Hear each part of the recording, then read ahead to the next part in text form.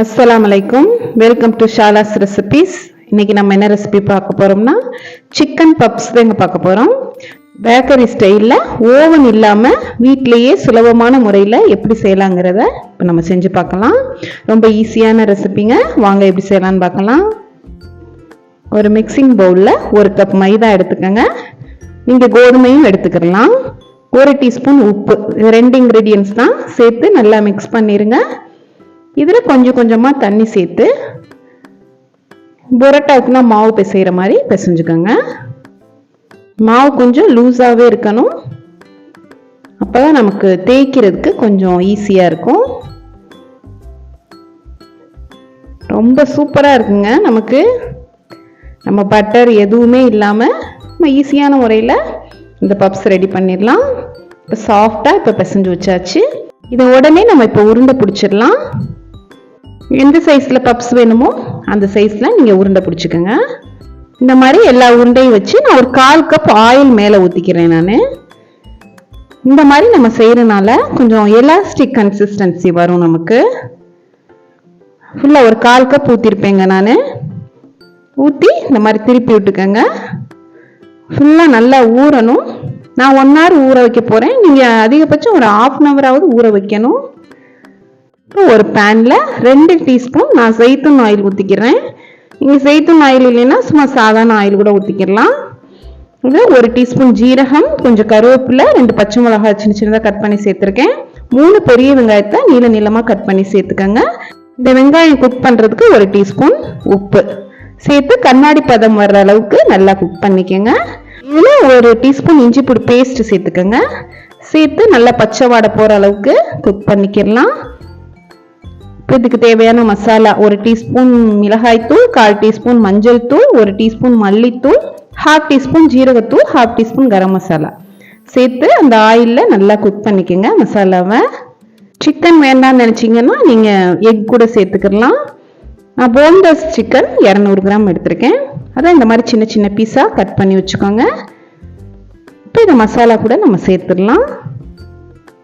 இந்த மாதிரி சேர்க்கையில் நம்ம பப்ஸ் கூட ஸ்டஃப் பண்ணுறதுக்கு கொஞ்சம் ஈஸியாக இருக்கும். இப்போ எல்லாத்தையும் சேர்த்து நல்லா மிக்ஸ் பண்ணிக்கோங்க. உப்பை நீங்கள் செக் பண்ணி பார்த்துக்கோங்க. பத்தலைன்னா நீங்கள் எக்ஸஸாக சேர்த்துக்கலாம். இப்போ 2 டேபிள் ஸ்பூன் ஆயில் ஊற்றினா போதும். ஏன்னா ஆல்ரெடி நமக்கு சிக்கன்லேயும் கொஞ்சம் தண்ணி விடும். சின்ன சின்னதாக கட் பண்ணி சேர்த்துருக்கனால சீக்கிரம் நமக்கு குக் ஆயிரும். ஒரு 5 மினிட்ஸ் மூடி வச்சுருங்க. அவ்வளோதாங்க. இப்போ தண்ணி எல்லாம் அப்சர்வ் ஆகி சிக்கன் நல்லா குக் ஆயிடுச்சு. இப்போ உருண்டைகள் நம்ம பிடிச்சி வச்சு 1 hour ஆயிடுச்சு. இப்போ நல்லா இந்த ஆயிலில் ஊறி இருக்கு. இப்போ நம்ம தேய்க்க போவையில் நல்லா எலாஸ்டிக் மாதிரி இழுக்க வரும். எதுக்காக இந்த ஸ்டெப் செஞ்சோன்னா நமக்கு பப்ஸ் நல்லா தின்னாக கிடைக்கும், லேயரும் அதிகமாக இருக்கும், சாப்பிடையில நல்லா கிறிஸ்பியாகவும் இருக்கும். இந்த அளவுக்கு நல்லா எந்த அளவுக்கு தின்னா தேய்க்க முடியுமோ அந்த அளவுக்கு தேய்ச்சிக்கோங்க. இதில் மேலே கொஞ்சமாக ஆயில் அப்ளை பண்ணிக்கோங்க.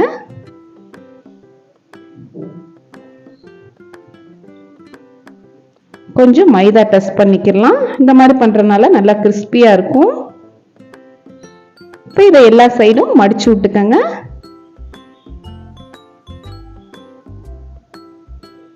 ரொம்ப சிம்பிளான மெத்தடில் நம்ம பப்ஸ் ரெடி பண்ணிடலாம். சாப்பிட்றதுக்கும் பேக்கரி ஸ்டைலில் இருக்கிற மாதிரியே இருக்கும். இதுக்கு மேலே கொஞ்சமாக மேலே ஆயில் அப்ளை பண்ணிக்கோங்க. இப்போ நம்ம செஞ்சு வச்ச ஸ்டஃப்பும் உள்ளே வச்சிடலாம். இப்போ 4 பக்கமும் இந்த மாதிரி மடிச்சு விட்டுருங்க. சப்போஸ் நமக்கு ஒட்டலைன்னா கொஞ்சம் மைதா தண்ணி மிக்ஸ் பண்ணி நீங்கள் ஒட்டி விட்டுருங்க, பிரியாது. இப்போ 4 பக்கம் இந்த மாதிரி ஜாயின் பண்ணி விட்டுருங்க. அவ்வளோதாங்க. சூப்பராக வந்துருச்சு பாருங்க.